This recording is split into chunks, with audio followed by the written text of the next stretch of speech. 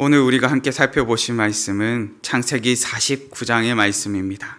창세기 49장 8절에서 12절까지의 말씀입니다. 제가 가진 성경으로 구약성경 79페이지에 있습니다. 창세기 49장 8절에서 12절까지의 말씀 한 절씩 교독하시겠습니다. 유다야, 너는 내 형제의 찬송이 될지라. 내 손이 내 원수의 목을 잡을 것이요 내 아버지의 아들들이 내 앞에 절하리로다. 유다는 사자 새끼로다. 내 아들아, 너는 움킨 것을 찢고 올라갔도다. 그가 엎드리고 웅크림이 숫사자 같고 암사자 같으니 누가 그를 범할 수 있으랴. 그가 유다를 떠나지 아니하며 통치자의 지팡이가 그 발 사이에서 떠나지 아니하기를 실로가 오시기까지 이르리니 그에게 모든 백성이 복종하리로다. 그의 나귀를 포도나무에 매며 그의 암나귀 새끼를 아름다운 포도나무에 맬 것이며 또 그 옷을 포도주에 빨며 그의 복장을 포도즙에 빨리로다. 함께 봉독하시겠습니다. 그의 눈은 포도주로 인하여 붉겠고 그의 인은 우유로 말미암아 희리로다. 아멘.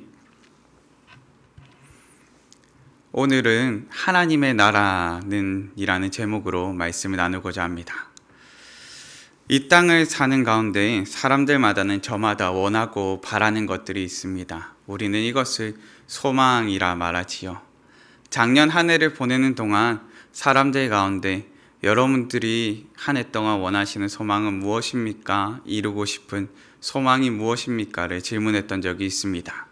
그때 1위로 꼽혔던 답이 무엇인가 하니까 바로 여행이었습니다.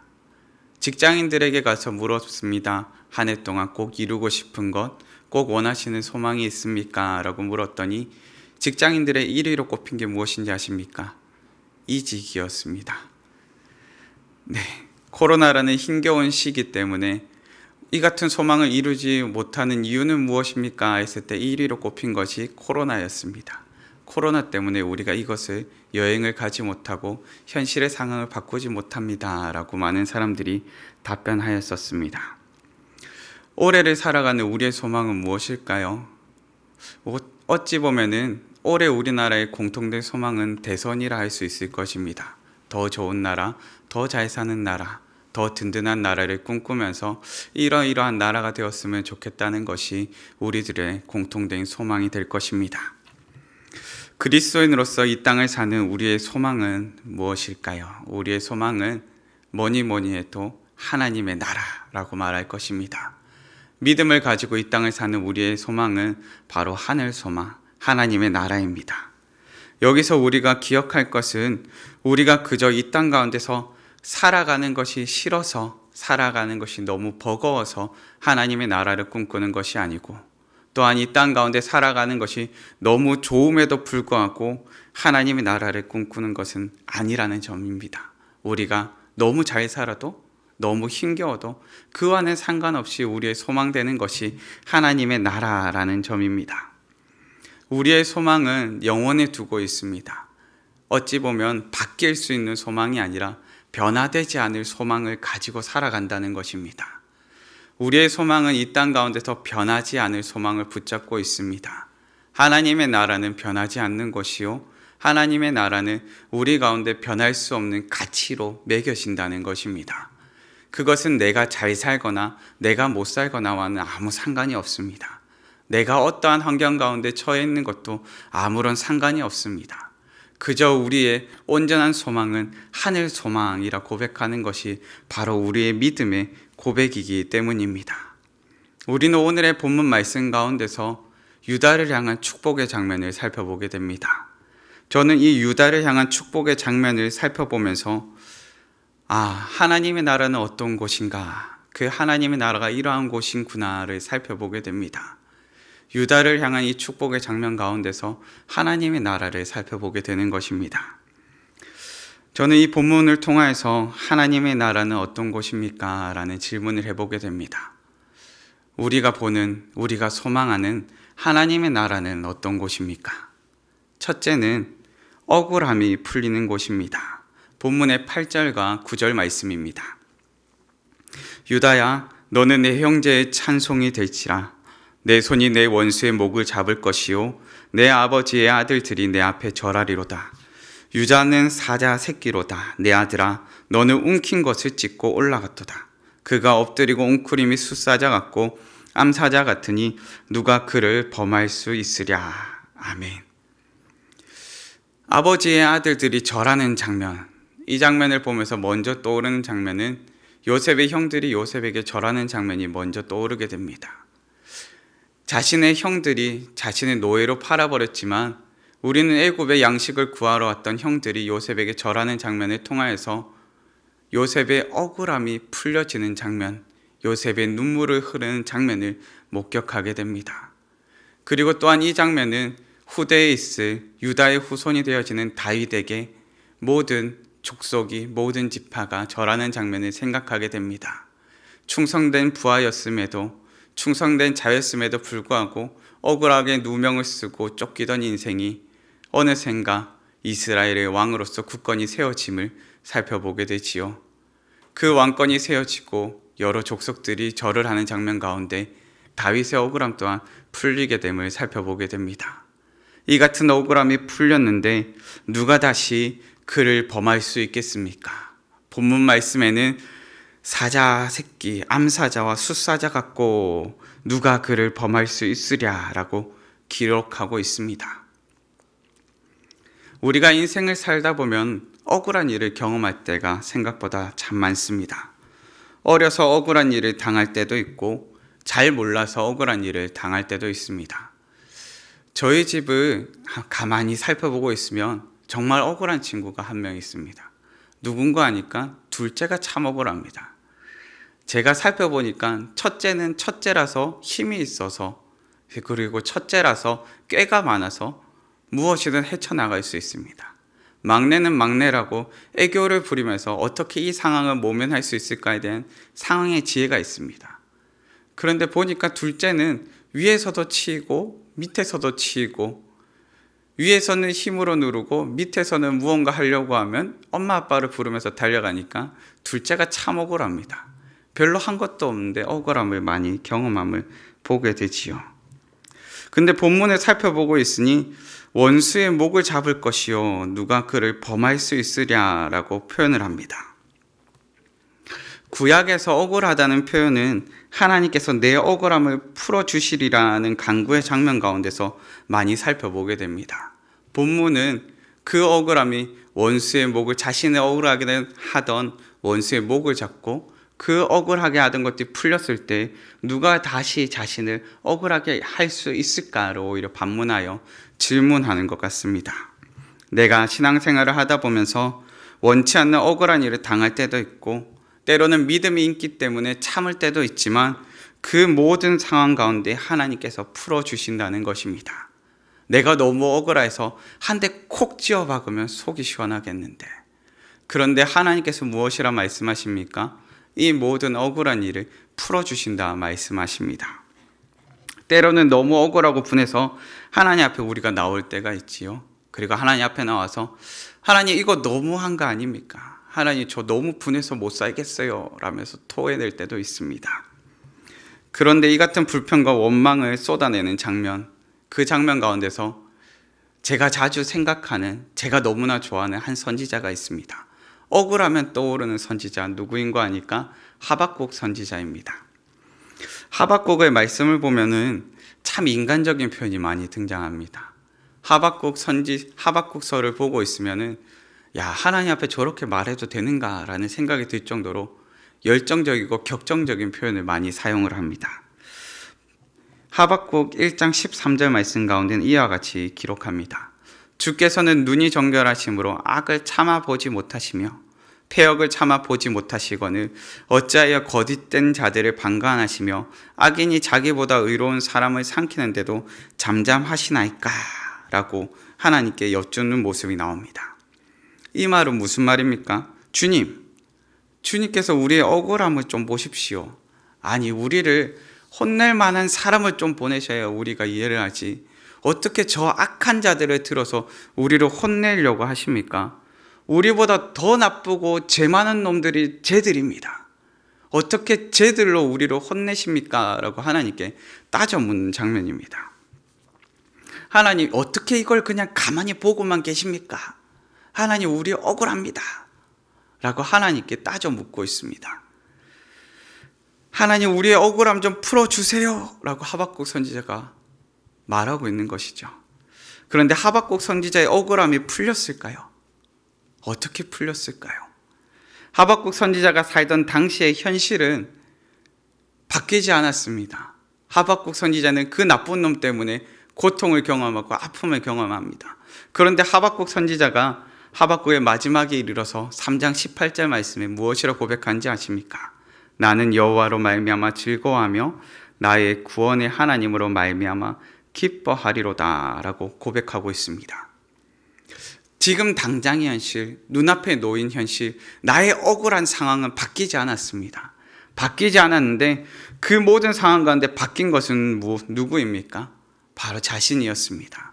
하나님께서 하나님으로 말미암아 이 억울함이 풀리게 될 것이고 하나님께서 구원하여 주실 때 이 모든 상황들이 이 모든 억울함이 해결될 것이기에 믿음으로 나아간 것입니다.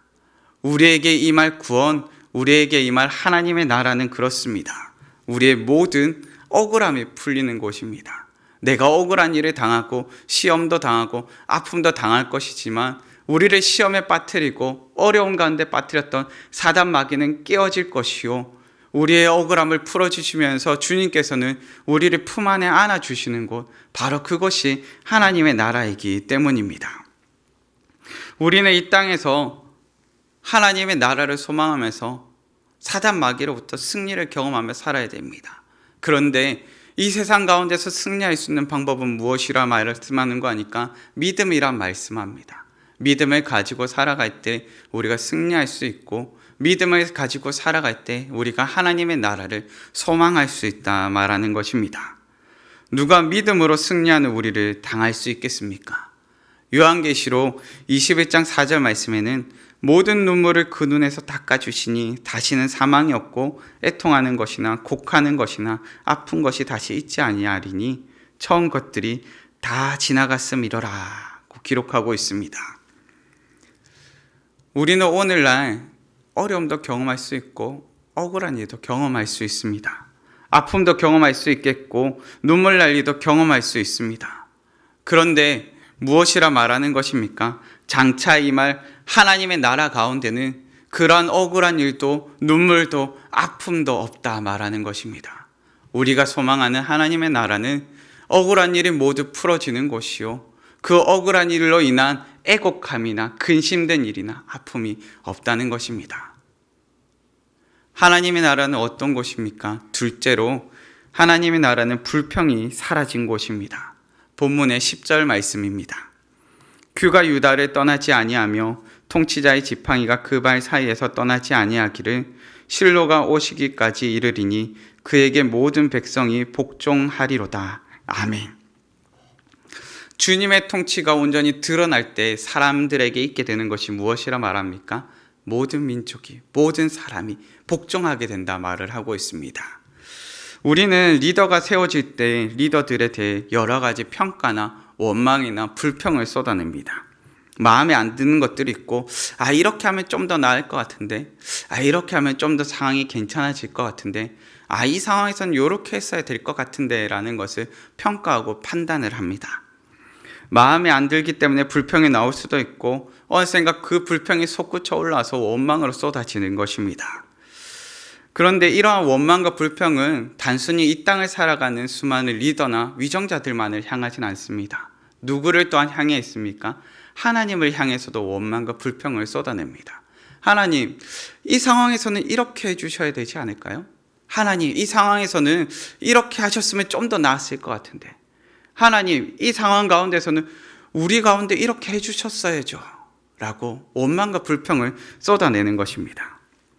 하나님의 역사와 계획하심, 하나님의 통치하심이 어떻게 이루어지는지도 알지 못하면서 우리는 우리의 이성으로 이 모든 역사와 이 모든 통치하심을 이해할 수 있고 판단할 수 있다고 착각해버리는 것입니다. 무슨 말입니까? 하나님의 역사는 온 만물을 둘러싸고 있습니다. 하나님의 통치하심은 전 인류를 향하여 있고 하나님의 통치하심은 온 인류의 역사 가운데 드러나고 있습니다. 그런데 그것을 어떻게 우리가 모두 이해할 수 있고 모두 판단할 수 있으며 모든 것을 온전한 길이라 인도할 수 있겠습니까? 그런데 우리는 우리의 부족한 능력을 가지고서도 하나님 통치하실 때 이렇게 하셨으면 좀 더 좋아요 라면서 하나님 앞에 코칭하고 평가하려고 판단해버린다는 것입니다. 욥기서를 보면 욥은 계속해서 자신의 의로움에 대해서 열변하였습니다. 하나님께서 재판관으로 오시면 나의 의로움을 대변하여 주시고 나의 의로움을 선포해 주실 것이라 생각하였습니다. 하나님께서는 자신의 의로움을 판단해 주실 것이라 생각하였는데 하나님께서 여기에 대해서 무엇이라 말씀하십니까? 욥기 38장 2절에서 4절 말씀 가운데 무지한 말로 생각을 어둡게 하는 자가 누구냐? 너는 대장부처럼 허리를 묶고 내가 내게 묻는 것을 대답할지니라. 내가 땅에 기초를 놓을 때에 내가 어디 있었느냐? 내가 깨달아 알았거든 말할지니라. 아멘. 하나님께서 무엇이라 책망하십니까? 무지한 말로 생각을 어둡게 하는 자가 누구냐? 하나님의 통치하심도 알지 못하고 이 만물을 하나님께서 어떻게 운영해 가는지도 알지 못하면서 무지한 말로 헛되이 내어뱉으며 무지한 말로 어둡게 하는 자가 누구냐라고 하나님께서 책망하시는 것입니다. 우리의 고백도 그렇습니다. 우리는 때로 놀라우신 하나님의 통치를 깨닫지도 못한 채 수많은 불평들을 쏟아낼 때가 있습니다. 하나님의 통치의 과정이 어떻게 이루어지는지도 알지 못한 채 하나님을 향하여서 하나님 이렇게 하셔야죠, 저렇게 하셔야죠 하며 원망과 평가와 불평들을 쏟아내는 것입니다. 본문은 여기에 대해 주님께서 오셔서 그 통치하심이 온전히 드러날 때 모든 백성이 복종하리로다 라고 고백하고 있습니다. 모든 백성들에게 불평하던 입술은 사라지고 무엇만 남게 된다고 말하는 것입니까? 하나님을 향한 복종만 남게 된다 말을 하는 것입니다. 하나님의 통치하심에 대한 복종만이 남게 된다 말을 하는 것입니다. 하나님의 통치하심의 영역은 하나님께서 창조하신 모든 영역에 향해 있습니다. 그렇기에 이 통치하신 가운데 예외란 없습니다. 우리 가운데 하나님의 나라에 관하여 이야기하면서 예외적인 인물을 말을 할 수가 없습니다. 하나님의 통치하심은 전 영역을 향하여 있고 모든 나라, 모든 족속, 모든 사람들이 향해 있습니다. 그렇기에 하나님의 통치하심이 온전히 드러나는 그때 우리는 무엇을 알게 됩니까? 하나님께 순종할 수밖에 없고 내가 하나님께 엎드릴 수밖에 없구나라는 사실을 알게 되는 것입니다. 주님께서는 종종 자신을 토기장이로 말씀하셨습니다. 토기장이로 이사야 45장의 말씀에는 이와 같이 기록하지요. 질그릇 조각 중 한 조각 같은 자가 자기를 지으신 이와 더불어 다툴진대 화이스 진저 진흙이 토기장이에게 너는 무엇을 만드느냐 또는 내가 만든 것이 그는 손이 없다 말할 수 있겠느냐. 우리가 불평할 수 없고 하나님의 통치하심에 대해 입을 댈 수 없다 말을 합니다. 우리는 우리에게 왜 이런 어려움이 있었고 이런 아픔이 있었고 이런 상황들이 있었는지 하나님의 통치하심을 온전히 깨닫게 될 때 불평할 것이 없다 말을 하는 것입니다. 인생을 살다 보면은 흘러간 시간들 가운데 하나님께서 어떻게 역사하셨는지를 발견하게 되는 순간들이 있습니다. 원망과 불평이 쏟아질 때도 있고 하나님 이거 너무하신 거 아닙니까? 라면서 하나님 앞에 소리 지르기도 합니다. 그런데 그 모든 것이 풀리는 때는 언제입니까? 조금 시간이 흐르고 난 다음 하나님의 통치하심을 깨달았을 때 그 불평이 떠나버리고 감사가 되며 원망이 떠나버리고 찬양이 되고 우리의 입술에 쏟아졌던 그 소리 지름이 하나님을 향한 부르짖음이 됨을 살펴보게 됩니다. 그저 하나님의 놀라우신 통치하심을 알게 될 때 우리 가운데는 복종함이 있게 된다는 것입니다.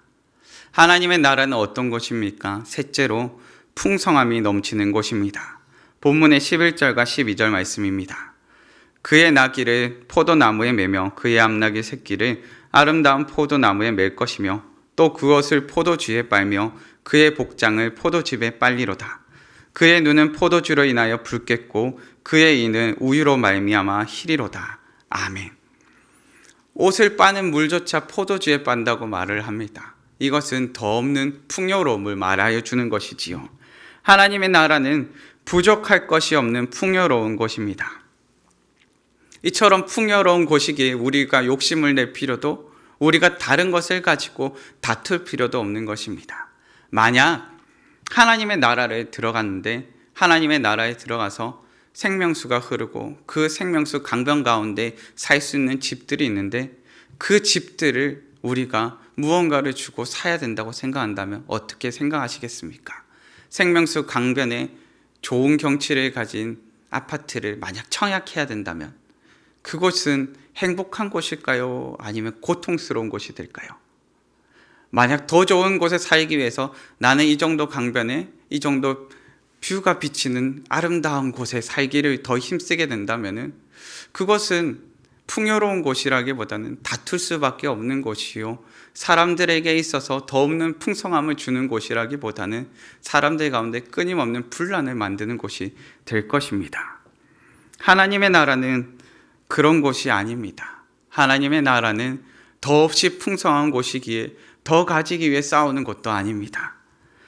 하나님의 나라는 더없이 풍요로운 곳입니다. 예수님의 산상수훈 말씀 가운데는 이와 같은 말씀이 있습니다. 의에 줄이고 목마른 자는 복이 있나니 그들이 배부를 것임이요. 이것을 현대인의 번역에서는 이와 같이 번역을 합니다. 의를 위해 굶주리고 목마른 사람들은 행복하다. 그들은 원하는 것을 다 얻을 것이다. 하나님의 나라는 어떤 것입니까? 원하는 것을 다 얻은 풍족하고 풍요롭고 만족스러운 곳이라 말을 하는 것입니다. 하나님은 더없이 만족스러운 상태에 있기 때문에 더 가지기 위해 싸우고 더 가지기 위해 분란을 일으키고 더 가지기 위해 다투지 않아도 된다 말을 하는 것입니다. 문제는 우리의 이성으로는 이것을 잘 이해할 수가 없습니다. 더없이 풍요롭고 더없이 풍성하다는 것이 무엇인지를 우리가 이해할 수가 없습니다. 모두가 행복하고 모두가 잘 사는 땅은 말로만 들었고 어린 시절에 꿈만 꾸어보았지 실상 우리가 경험해보지 못하였기 때문입니다. 관찰이 가능하고 우리 가운데서 경험되어져야 할 텐데 도대체 어떻게 그럴 수 있는 것인지 우리는 도무지 상상이 안 됩니다. 어떻게 다투지 않고 살 수 있지? 어떻게 부족함 없이 살 수 있지? 어떻게 풍성한 가운데서 살 수 있지? 우리가 경험해보지 않았기에 상상할 수 없는 것입니다. 마치 우리의 어린아이들이 배고픔을 경험해보지 않았기 때문에 우리의 어린 시절에 있었던 배고픔을 경험하지 못하는 것과 같습니다. 부모님의 세대들이 우리 어릴 때는 먹을 것이 없어서 참 힘들었어 라고 아이들에게 말하면 무엇이라 말합니까? 우리 아이들이 해맑게 이야기합니다. 냉장고를 열면 되지요. 저도 한날 아이들에게 말했던 적이 있습니다. 어린 시절엔 과자가 많이 없어서 먹을 게 좀 작아서 배가 고팠어? 라고 우리 아이들한테 얘기를 했더니 우리 아이들이 너무나 당당하게 이야기를 합니다. 아빠, 그럼 라면을 끓여 먹었어야죠.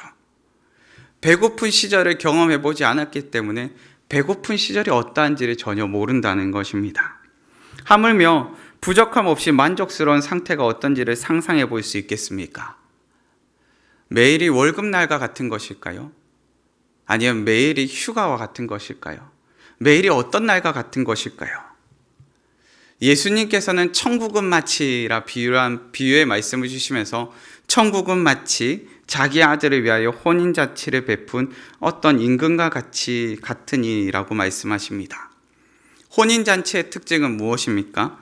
풍성한 사랑과 기쁨이 넘치는 곳인데 이 풍성한 사랑과 기쁨이 그곳에 참석한 모든 자들에게 임하여 있다는 것입니다. 우리가 어떻게 이 풍성함을 누릴 수 있겠습니까? 에베소서 말씀에는 다음과 같이 기록합니다. 이는 그리스도 예수 안에서 우리에게 자비하심으로써 그 은혜의 지극히 풍성함을 오는 여러 세대에 나타내려 하심이라. 너희는 그 은혜에 의하여 믿음으로 말미암아 구원을 받았으니 이것은 너희에게서 난 것이 아니요 하나님의 선물이라. 아멘. 이 풍성함을 어떻게 누릴 수 있습니까? 선물로 받아서 누릴 수 있습니다. 더없이 풍성함을 하나님께서 선물로 주신다 말씀하십니다. 하나님의 나라는 예수 그리스도를 믿음으로 말미암아 풍성함을 공급받는 것입니다. 풍성함은 스스로 채우는 것이 아니지요. 어떻게 되는 것입니까? 외부로부터 공급받는 것입니다. 하나님의 나라는 하나님으로부터 끊임없이 공급되어지는 풍성함을 맛보는 것이요, 그 풍성함 가운데서 살게 되는 것입니다. 이 땅을 사는 믿음의 성도님들, 우리의 소망은 그렇기에 무엇이라 말을 할 수 있겠습니까? 하나님의 나라라 말을 할 수 있습니다. 하나님의 나라는 첫째로는 우리의 억울함이 풀리는 곳입니다. 주님께서 우리의 모든 눈물을 닦아주시는 곳입니다. 둘째는 불평이 사라진 곳입니다. 주님의 놀라우신 통치를 깨닫게 될 때 우리의 입술에 있던 불평과 원망이 사라지게 될 것이지요. 셋째는 풍성함이 넘치는 곳입니다. 주님으로부터 풍성함으로 선물로 공급받는 곳입니다. 하나님의 나라는 우리가 이 땅에서 완전히 경험할 수는 없는 곳입니다. 교회 가운데서 하나님의 나라를 맛보며 살아가지만, 그 맛보는 가운데서도 기쁨과 감격을 경험하면서 살아가지만, 장차 완성될 하나님의 나라는 우리 가운데 말할 수 없는 기쁨과 감격으로 임하게 될 것입니다. 우리는 이 땅이 너무 살기 좋아서 혹은 너무 살기 힘들어서 하나님의 나라를 잊거나 하나님의 나라를 원하는 것이 아닙니다. 유다가 받는 축복을 보면서 우리는 우리에게 임할 하나님의 나라가 이처럼 풍성하고 우리의 억울함도 풀리고 더없이 좋은 곳이구나 하는 것을 알게 됩니다. 오직 이 땅을 사는 가운데 부모가 자녀에게 주는 최고의 축복으로 이와 같은 축복을 전하여 주었던 것처럼 우리가 가질 수 있는 최고의 축복이 하나님의 나라라는 사실을 꼭 기억하시기를 바랍니다. 그리고 하나님의 나라를 소망하면서 이 땅을 사시는 우리 성도님들 되시기를 간절히 바랍니다. 이 시간 다 함께 찬양하실 텐데요, 우리 하늘 소망 다 함께 찬양하시겠습니다.